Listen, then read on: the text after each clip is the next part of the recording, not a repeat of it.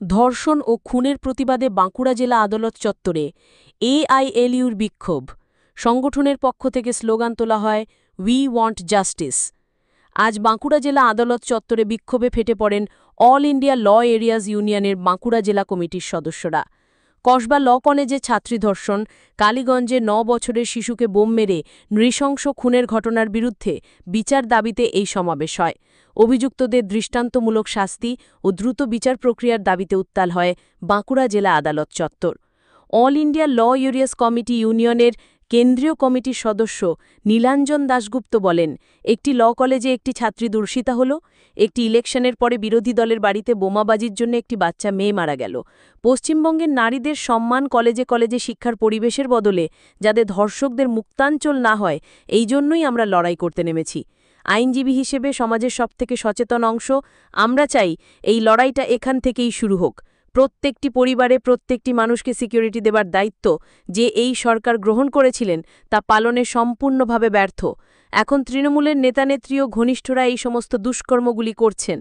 আমরা মনে করি পশ্চিমবঙ্গের সার্বিক যে সুরক্ষা, যে সম্মান, যে শান্তির পরিবেশ সমস্তটাই ধূলিসাৎ হচ্ছে।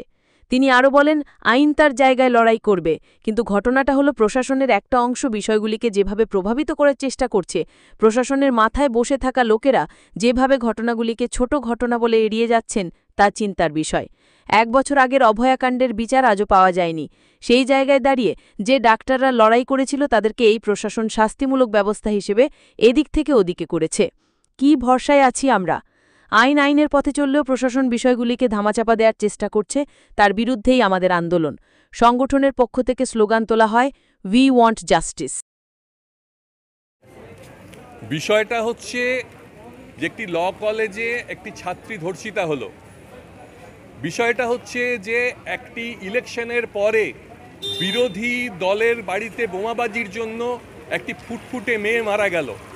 বিষয়টা হচ্ছে পশ্চিমবঙ্গের নারীদের সম্মান।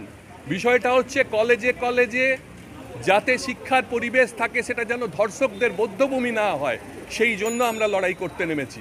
আইনজীবী হিসেবে আমরা মনে করছি সমাজের সবচেয়ে এগিয়ে থাকা সচেতন অংশ, এবং আমরা চাই আমাদের লড়াইটা এখান থেকেই শুরু হোক, যে প্রত্যেকটা মানুষকে তার পরিবারকে সিকিউরিটি দেওয়ার যে দায়িত্ব এই সরকার গ্রহণ করেছিলেন তারা তা পালনে সম্পূর্ণভাবে ব্যর্থ। এবং তাদেরই উৎসাহে আমরা দেখতে পাচ্ছি তৃণমূলের বিভিন্ন নেতানেত্রীরা যে জিনিসগুলি করছেন এবং তাদের ঘনিষ্ঠরা এই ধরনের কাজগুলি করছেন।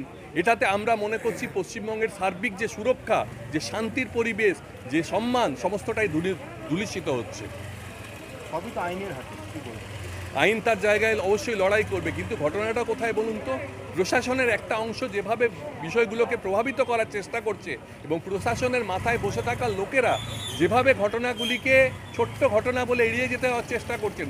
আমরা দেখলাম তো কি হয়েছে, একটার পর একটা ঘটনা ঘটছে, প্রশাসন সেগুলোকে নিচ্ছে, এবং 1 বছর আগের অভয়ার সঠিক বিচার আমরা আজও পাইনি। এবং সেই জায়গায় দাঁড়িয়ে যারা লড়াই করেছিল সেই ডাক্তারদেরকে এই প্রশাসনই শাস্তিমূলক ব্যবস্থা হিসেবে এদিক থেকে ওদিক করছে। কি ভরসায় আছে আমরা? আইনের জায়গায় থাকবে, আমরা আইনি ফ্রন্টে লড়াই করছি, কিন্তু ঘটনা হচ্ছে যে প্রশাসন এই ঘটনাগুলোকে ধামাচাপার জন্য চেষ্টা চালাচ্ছে, তার বিরুদ্ধে আমাদের লড়াই। আমার নাম নীলাঞ্জন দাশগুপ্ত, আমি অল ইন্ডিয়া লয়ার্স ইউনিয়নের কেন্দ্রীয় কমিটির সদস্য।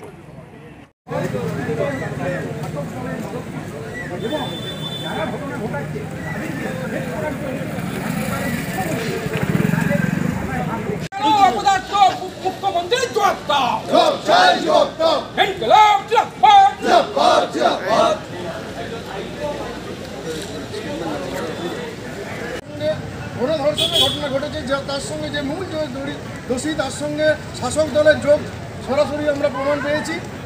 এরকম ধরনের ঘটনা পশ্চিমবঙ্গে, এই ঘটনাগুলো পরপর এ রাজ্যে দেখিয়ে দিচ্ছে যে রাজ্যে কোনো প্রশাসন বলে কিছু নেই।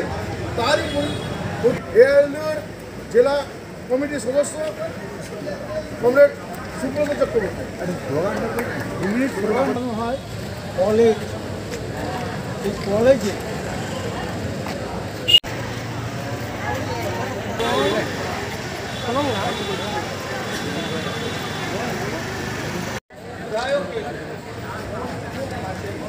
বাইট নিলা বাইট কাজটা করতে দাও, যা করতে বলো।